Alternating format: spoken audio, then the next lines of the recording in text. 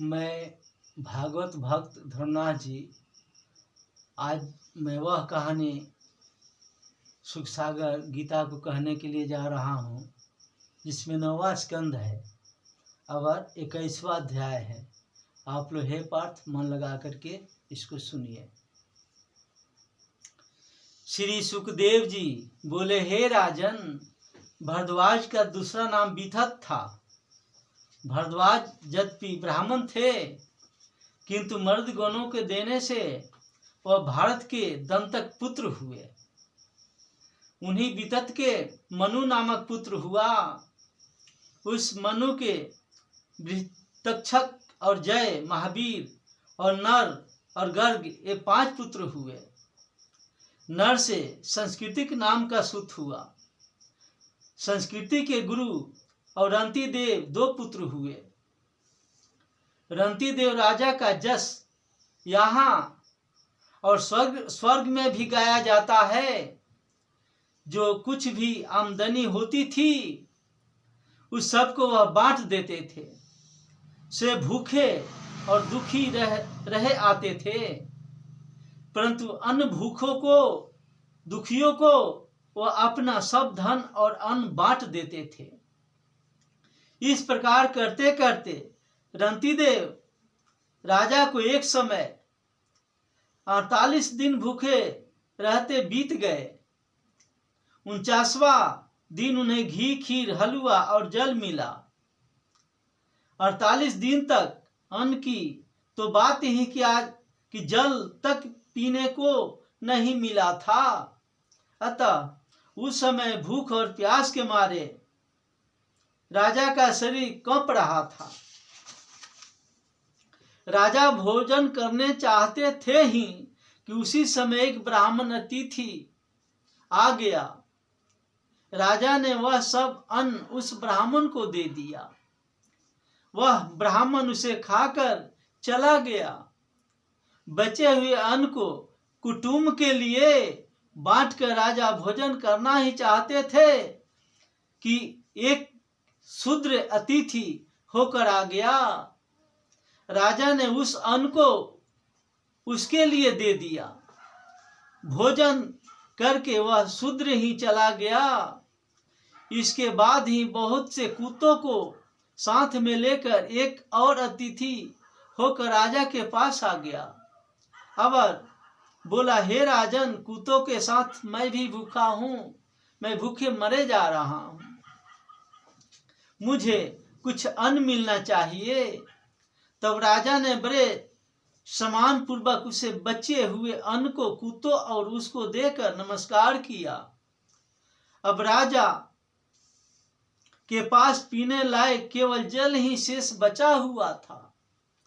राजा उस जल को पीना ही चाहते थे कि एक चंडाल भंगी आ गया और बोला कि हे राजन, मैं बहुत दिनों से प्यास के मारे मरा जा रहा हूँ, मुझे आप जल पीने को दीजिए। राजा ने उसकी इस प्रकार दिन भारी वाणी सुनकर कृपा के कारण स्वयं प्यास से मरते हुए भी उस जल को पिला दिया।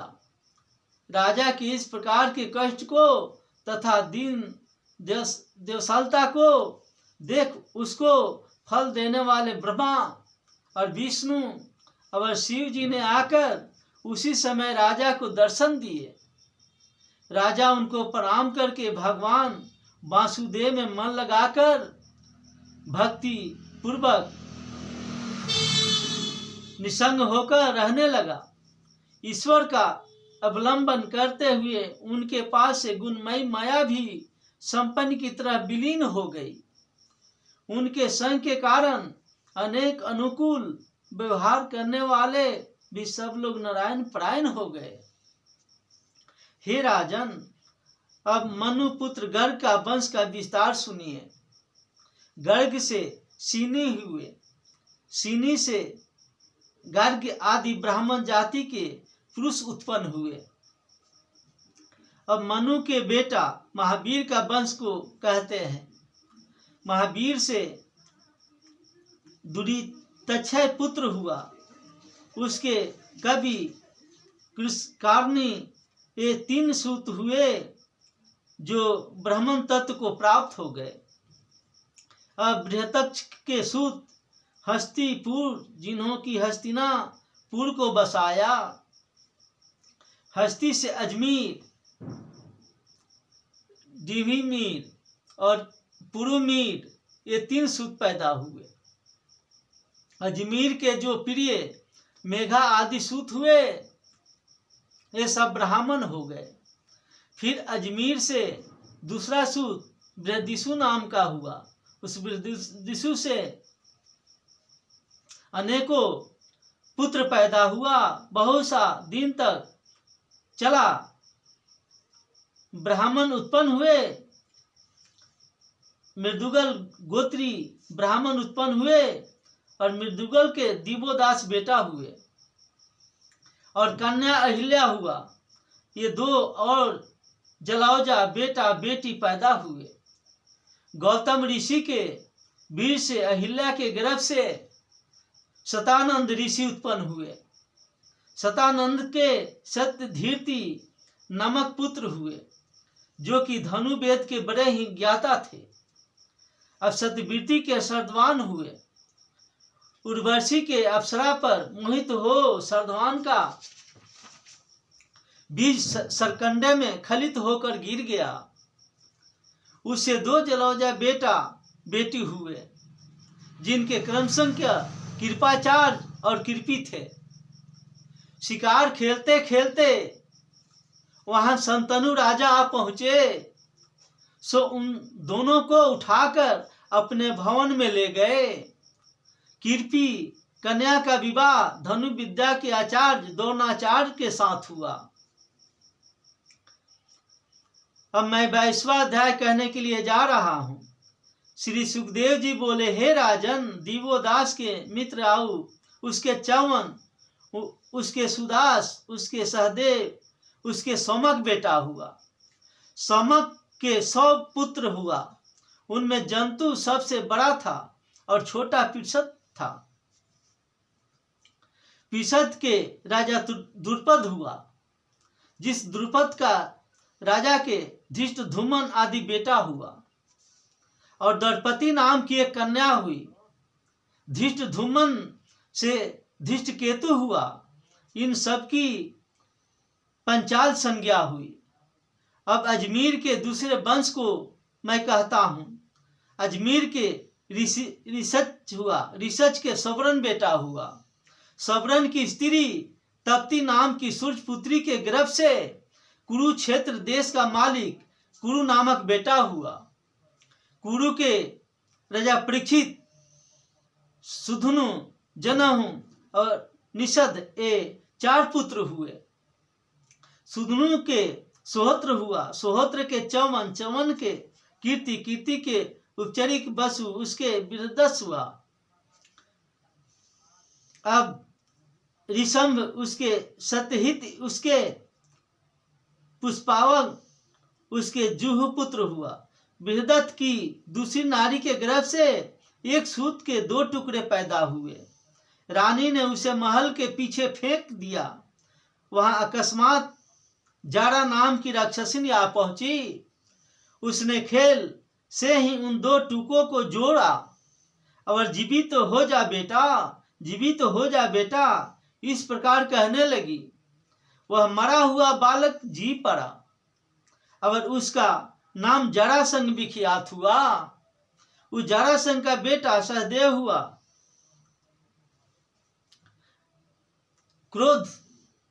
क्रोधन का देवाती के ऋष्य का दिलीप का प्रतीक हुआ। प्रतीप के देवापी संतनु बलही के 3 बेटे हुए। उनमें से देवापी पिता के राज को छोड़ वन को चला गया। संतनु ने पिता के राज को प्राप्त किया। संतनु राजा जिस पुरानी चीज को हाथ से छू लेते थे वह नई हो जाती थी। उनके राज में जब 12 वर्ष तक वर्षा न हुई तो संतनु राजा ने इसका कारण ब्राह्मणों से पूछा। ब्राह्मणों बोले, तुम परिवेता हो, अर्थात बड़े भाई के होते हुए तुमने राजगद्दी पर अधिकार प्राप्त कर लिया है, इसलिए इस दोष को दूर करने के लिए बड़े भाई देवापी को तुम राजा बना दो तो वर्षा हो सकती है। यह सुन राजा शंतनु वन में गए और अपने बड़े भाई से राज करने की प्रार्थना करने लगे। शंतनु के जाने के पहले ही शंतनु के मंत्री ने कुछ ब्राह्मणों को प्रलोभन देकर देवापी को भ्रष्ट करने के लिए भेज दिया। उन ब्राह्मणों ने देवापी को पाखंड मत का शिक्षा देकर वेद मार्ग से भ्रष्ट कर दिया, जिससे वह वेदों की निंदा करने लगे। वे निंदा करने के कारण भ्रष्ट हो जाने से देवापी के राज के अधिकारी न रहने के कारण खूब जल की वर्षा हुई। देवापी योग में लगे हुए तभी से कल्याण ग्राम में निवास कर रहे हैं। वह देवापी जब कलयुग में चंद्रवंश नष्ट हो जाएगा तो सतयुग में उसकी स्थापना करेंगे। बलही के सोमदत्त के भूरी भूरी सर्वा और सले 3 बेटे हुए। राजा शंतनु ने गंगा देवी में भीष्म जी हुए और बड़े भागवत भक्त थे, जिन्होंने युद्ध में परशुराम जी को भी प्रसन्न कर दिया था। शंतनु के धीवर की कन्या, धीवर कहते हैं यानी मलाह को लड़की, सत्यवंती, उनकी नाम से चित्रामन और विचित्र बीज 2 बेटे उत्पन्न हुए। उन दोनों में से चित्रांग नाम का बेटा चित्रांग नाम के गंधर्व ने युद्ध में मार डाला। शंतनु के विवाह करने से पहले सत्यवती वे हरि भगवान के अंशावतार श्री व्यास जी उत्पन्न हो चुके थे, जिस व्यास जी का मैं सुखदेव बेटा हुआ हूं। उन वेद व्यास के पहले आदि ऋषियों को छोड़ मुझे सुखदेव को यह भागवत शास्त्र पढ़ाया है। स्वयंवर में भीष्म जी के द्वारा पराक्रम से अपहरण की हुई काशी राज की पुत्री अंबिका और अंबालिका से विचित्र बीज ने विवाह किया। उन दोनों में अत्यंत कामासक्त होने के कारण ही विचित्र बीज ने राजसभा के रोग से मारे गए, यानी युद्ध में मारे गए, राज युद्ध में मारे गए। वो निसंतान हो गए। उस अपने विचित्र बीज भाई को की दोनों स्त्रियों में मां के कहने से व्यास जी ने अंबिका में धृतराष्ट्र को और अंबालिका में राजा पांडु को और उनकी दासी में विदुर को उत्पन्न किया। कौन किया? वेद व्यास जी ने किया, मां को कहने से किया। धृतराष्ट्र से गंधारी के गर्भ से दुर्योधन आदि 100 बेटा और एक दुशाला नाम की लड़की पैदा हुई। वन में मिर्ग के श्राप से मिथुन करने से रुके हुए पांडु की स्त्री कुंती के गर्भ से धर्म बाहु इंद्र, इन 3 देवताओं के वृष से क्रम से युधिष्ठिर भीम अर्जुन ने 3 बेटे पैदा हुए। पांडु की दूसरी स्त्री माद्री में अश्विनी कुमारों के बीच से नकुल और सहदेव 2 जलौजा सूत्र पैदा हुए। इन 5 पांडवों में द्रौपदी में 5 बेटे हुए। उनमें युधिष्ठिर और प्रतिबिंध्य, भीम से सुरसेन, अर्जुन से श्रुतिकीर्तु और नकुल से शतानिक तथा सहदेव से श्रुतकर्मा, ये 5 बेटे हुए। युधिष्ठिर की अन्य स्त्री पौरवी के गर्भ से देवक पुत्र हुआ। भीमसेन से हिडिंबा में घटोत्कच हुआ। उसी प्रकार भीमसेन से काली नाम की दूसरी स्त्री से सर्वगत, सहदेव से विजया और सुहोत्र, नकुल से करेनुमति नाम की स्त्री में नरमित्र बेटा पैदा हुआ।